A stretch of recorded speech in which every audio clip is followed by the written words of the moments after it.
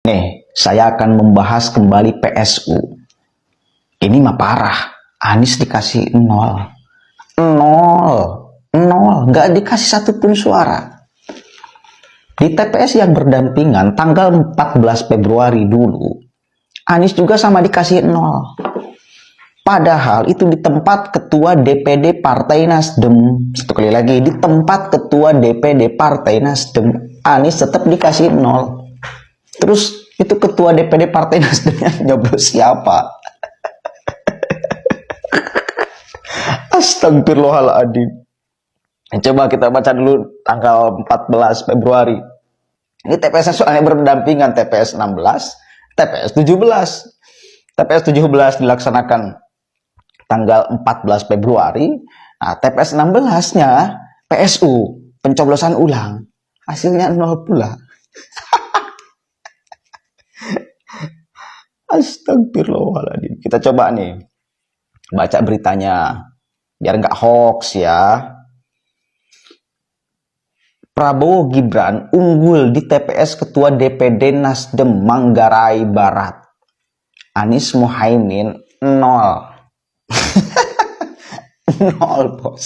Ini bukti bahwa omon-omon itu nggak laku di publik ya, di masyarakat. Bahwa bila Anda hanya mengandalkan sok paling pintar, sok paling cerdas, apalagi menyudutkan lawan Anda di panggung resmi yang disediakan oleh KPU, itu sama sekali tidak menguntungkan Anda. Dan sama sekali tidak dianggap Anda itu hebat oleh masyarakat. Dan sama sekali tidak menggerakkan masyarakat untuk memilih Anda. Itu faktanya. Real itu. Mau bagaimana lagi? Ini di tempat ketua DPD Nasdem loh bos. Di tempat ketua DPD Nasdem loh. Yang mestinya suara Anies di tempat-tempat sentral kayak gini tuh. Di tempat ketua DPD, partai, mau Nasdem, mau PKS, mau PKB, mestinya unggul dong. Tapi bila rungkat, bahkan 0, ini ketua DPD-nya nyoblos siapa lagi? Kelihatan berarti kan, Nasdem juga nggak solid sebetulnya. Mungkin nggak mau juga.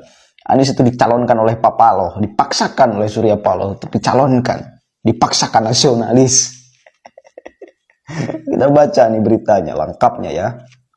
Nanti kita ke PSU-nya yang juga sama di pinggir TPS itu, TPS 16 juga sama 0.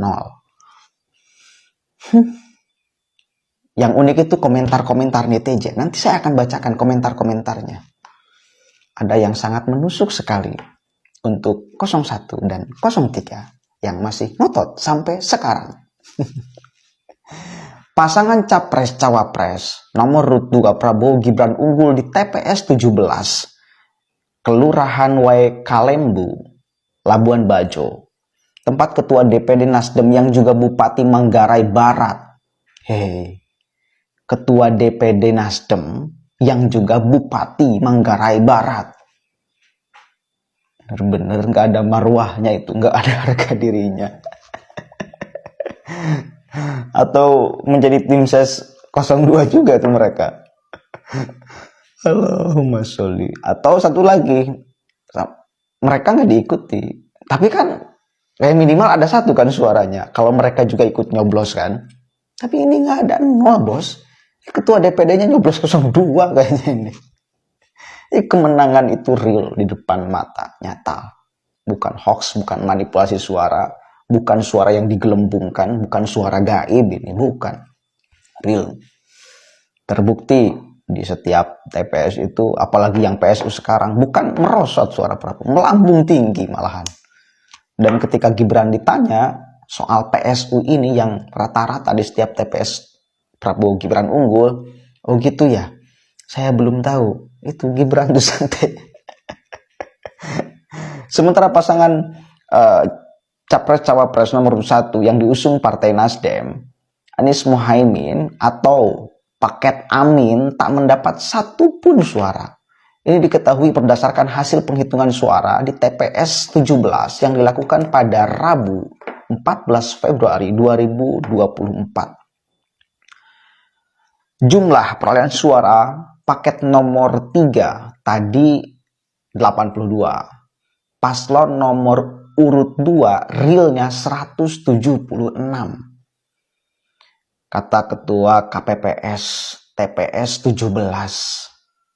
Jauh nggak angkanya? Jauh. 02 176. Ganjar Pranowo 82. Anies 0. Ini di tempat ketua DPD Partai Nasdem di pemilihan tanggal 14 Februari. Nah, ada lagi, ada PSU tuh di pinggir TPS itu. TPS 16. Baru beritanya muncul. Nah, saya cek, kirain dia akan melambung, ternyata 0 pula. Nih, kita baca ya. Dari Detik. PSU Pilpres 2024 di Labuan Bajo, Prabowo Gibran menang. Anies Caimin 0.